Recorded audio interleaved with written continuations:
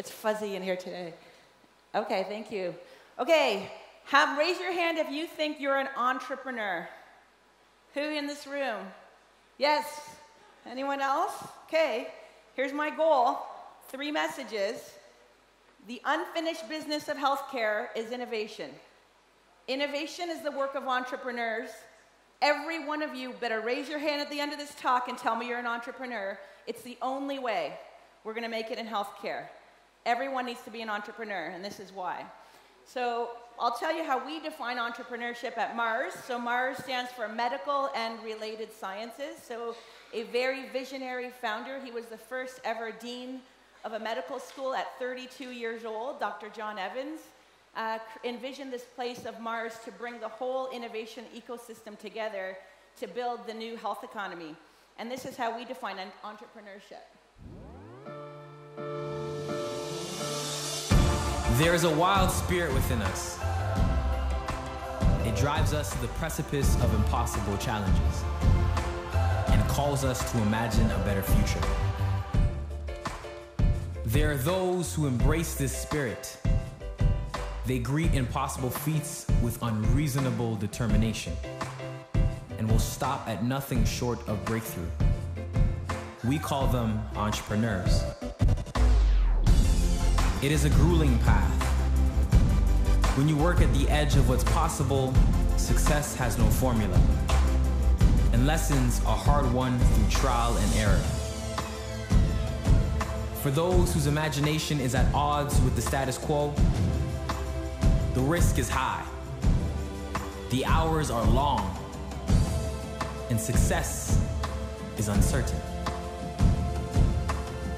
Breakthrough can seem impossible.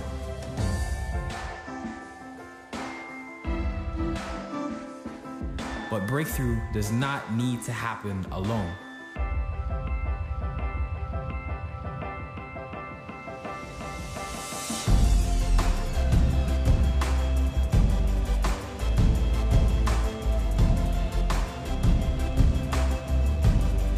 Mars is a community of entrepreneurs in the heart of Canada's leading innovation district. Mars gives entrepreneurs a platform to collaborate, discover, and commercialize their ideas to improve the future of energy, work, education, and healthcare. Mars, our future matters.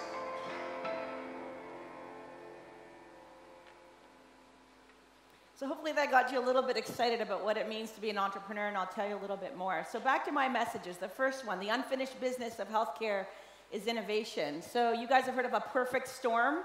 It's when every possible condition is happening at a rare, exact same moment. You are walking into a perfect storm that's making health innovation ready for tremendous change that Dave talked about.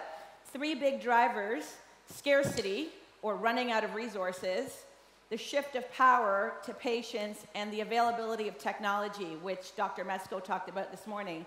So just to recap these major drivers into which you've just chosen a career.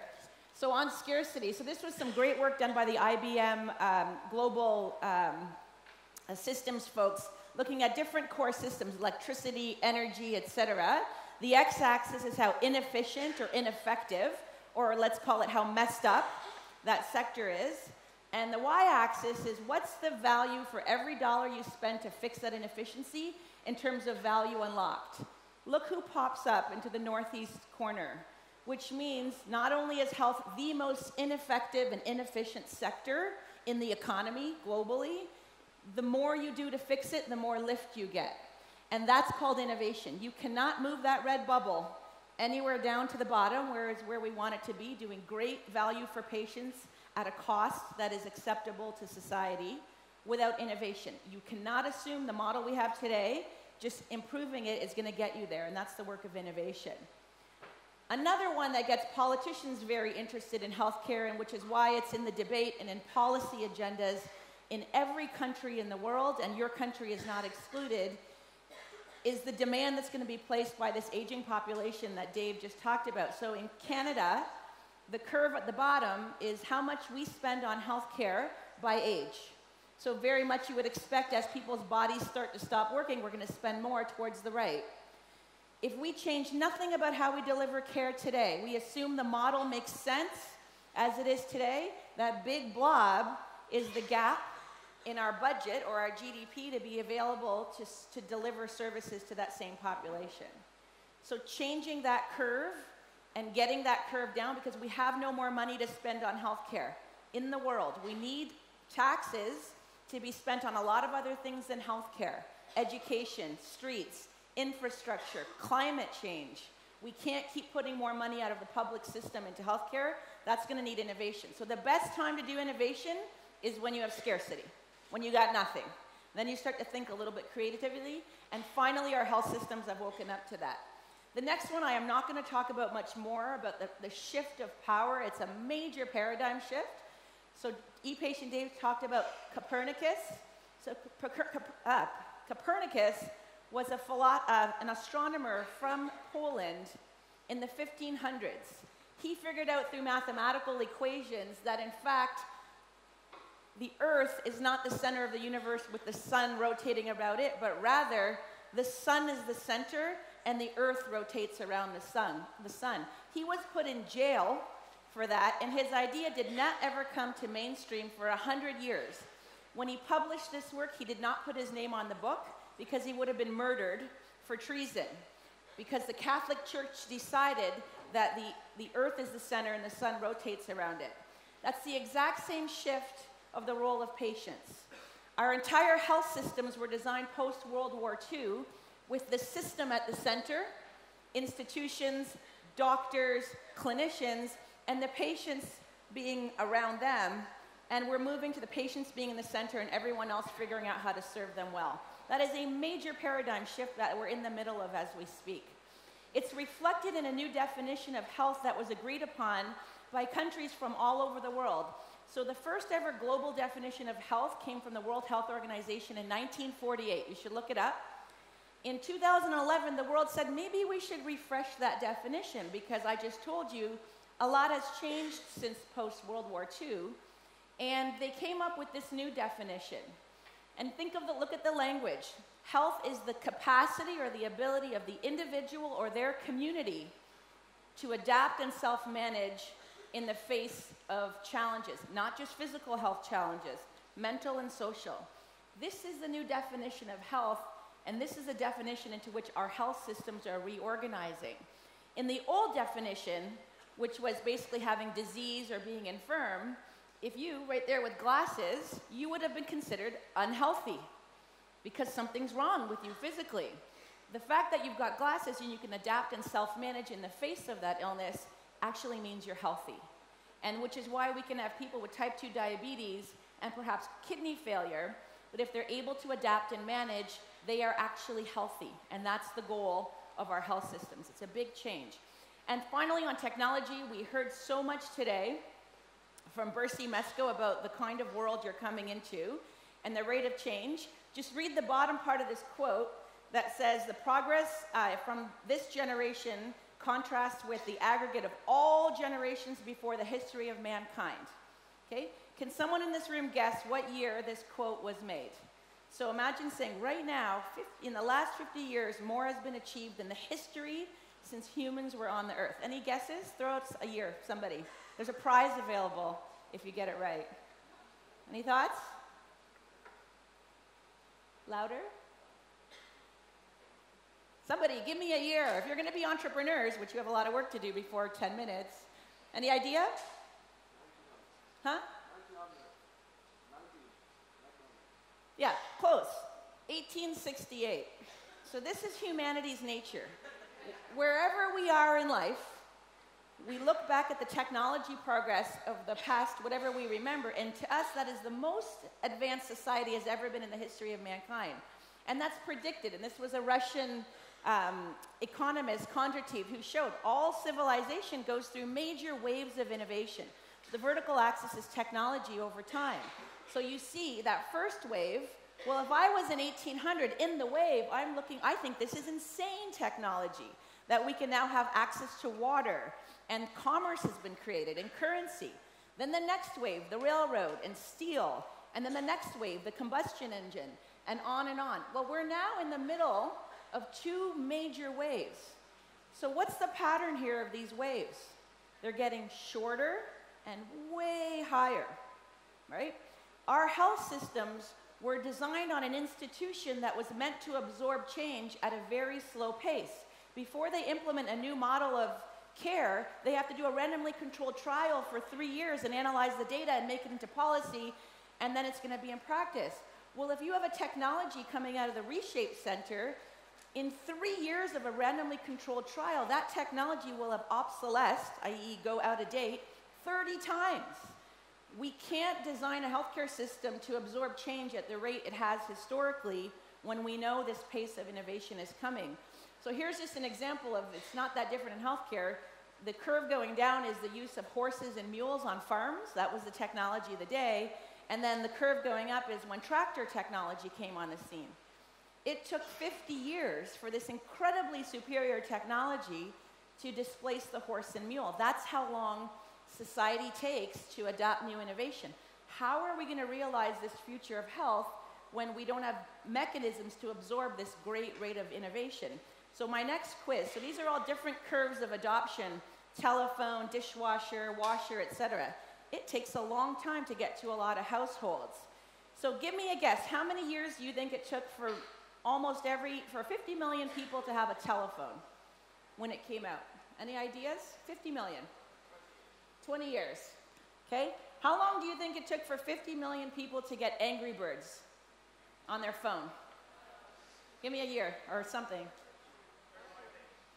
Who said 35 days? How did you know that?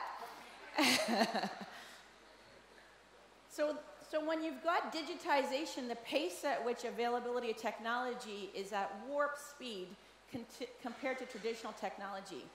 How is our health system going to absorb this? So all these forces are coming together. We're out of money. Patients are in charge, not you guys, not the health system. And technology is available at a pace that no one has ever seen before, particularly in healthcare, because it's so inefficient. 1/3 of every new startup being created in the world is a healthcare startup. That was unheard of even a year ago. So this is what these three big forces are going to cause, and this is what I call Health 2.0. This is the future of health. This is your practice in the future. From being reactive to being predictive, from being designed for everybody, one size fits all, to being able to be very tailored and individualized, from being institution-centered to being what I call digital, so a seamless integration of digital and physical. Healthcare is, of course, very physical, but there's times when it can be digital and physical. So how's that going to be seamlessly integrated? From being episodic to continuous, provider-centered to people-powered, and then from volume-based to outcomes-based. Making these types of shifts in an entire system or sector called healthcare is a lot of innovation, and it's going to take a long time. And so there's kind of two curves of effort on innovation. We still work with a lot of players who continue to work on this first horizon, which is innovating on the status quo, innovating on today's system. There's a lot of innovation you could still do based on today's reality. Very few resources get put to work on the green curve, but everybody knows the green is where healthcare is heading. Yet the health systems we work with, and I'm sure that you work with, continue to operate in the red zone. So shifting from working on the red curve to the green curve, that's what's called creative destruction. This word came out from Joe Stumper back in 1950. The idea is when you shift into a new innovative model, you have to creatively destroy the current institutions and put them back together into the new. The work of creative destruction, coined back in 1950, is the work of the entrepreneur. That's what an entrepreneur does. They challenge the status quo and are relentless to get to the right side of the curve. And that's the business we're all in. So who are going to be these entrepreneurs? We have three sources, so see where you fit. The first could be what we call the incumbents, the current health systems, the current hospitals, the current pharmacies, the current pharmaceutical manufacturers, etc. Those are called incumbents. They control the majority of the distribution today. But this is how they're organized. They're actually organized to stifle innovation. Their job is to take the business model they have and make it extremely optimal, not to disrupt it for this future. So very difficult to find entrepreneurship here. although there are pockets. I call them intrapreneurs. I would submit that my good friend Lucien is an intrapreneur. He's busting up the system from inside the system, and those people are key. And that's what I see you as. The other source are startups, young, new, emerging technology companies that are going to challenge the current model of care. So I don't think I have to tell you which one of these chalk pictures is the startup and which one is the corporate, right? Corporates are designed to have controls and processes to maintain today. Startups wake up every day and worry about one thing, patients. That's it. Everything they design is around the patient and the outcomes they want to get for them. So they're a great source of new innovation to feed into the healthcare system, and that's the business I'm in. 2 great books if you ever think you might want to be an entrepreneur as a startup, and it's a very popular vocation right now, the docpreneur, or the doctor entrepreneur. David Shaywitz, who's a medical doctor and a PhD, wrote an incredible book about passionate entrepreneurs, and he now has a podcast, and Jonathan Bush from Athena Health. So the last source of entrepreneurs that I get very excited about are what I call new entrants. So PwC has been doing a lot of studying on this. Google is now a healthcare company. Apple, Samsung, Qualcomm, grocery stores, car companies, they're all getting into healthcare. Banks. So much that at least in the United States, of the top 50 companies in healthcare, half of them are not healthcare companies. Telecom, retail banking, technology companies, etc. So these groups, if you think about what they wake up every day, is they serve customers. They understand how to be close to a customer and serve them. Healthcare was not designed to serve customers. So now they're all entering healthcare and bringing that skill set. It's very exciting. So 3 sources of entrepreneurs. So finally, it's great to have incredible ideas and a very passionate entrepreneur who's not going to stop before they get implemented, but not enough. The definition of innovation is the bottom of this slide. It has to get implemented to a very big extent. Not enough to come up with a great idea and pilot it in one ward of your hospital. You have not innovated. You've invented, you haven't innovated. Adopting things at scale is probably one of the hardest things to do, particularly in healthcare. And that's why we've created the system we have at Mars, where we have a whole set of programs that work, first of all, at the level of the individual entrepreneur. So we teach entrepreneurship. I teach medical doctors, I teach heads of health systems, and we teach scientists who discover things how to be a founder and build a great business. We work with ventures or startups. We have 1,000 startups that we support at Mars. 300 are in health, and we help them build their company, take it from idea to international invoice and scale. And then finally, and this is what I lead, we work at the level of the health system. If we don't use the Mars platform to fix the major systemic problems of health innovation, we can build all the great companies, and great founders are going to be hitting a wall every time they try to enter the health system. So I lead 3 or 4 projects there, which we'll be collaborating with Radboud on. And all that we do at a place. The role of a place for innovation is huge. You're lucky to be at a great institution like this. People collide randomly when they're in a place. You need a place to do innovation, and we have a city block at Mars where we do that. And we are very excited about our partnership with many health players in the world. Innovation is the one thing you cannot do alone. You will never have the answers in this institution. You have to be connected. And Radboud, of course, does a great job of connecting globally, and we're very happy to be part of their network. And these are all the hospitals we work with in Ontario. And we've already gotten started on some pretty interesting relationships. So in the top middle, there's your president of the university, your rector of the university, and that's when we signed our partnership with Radboud and Reshape. There's your king and your queen. They did a visit to Toronto a month or 2 ago. It was a lovely visit. Your president took one of our startups' bikes for a ride, and Lucien has done a fantastic job speaking at some of our events. So we're looking forward to more. So final thing, who here thinks they're an entrepreneur? Yes, okay. Every one of you must be an entrepreneur if you're actually going to do your job, okay? We don't need any more people trained in the old medical model. It's not going to work. So you've got a lot ahead of you. Have a lot of fun. Thank you.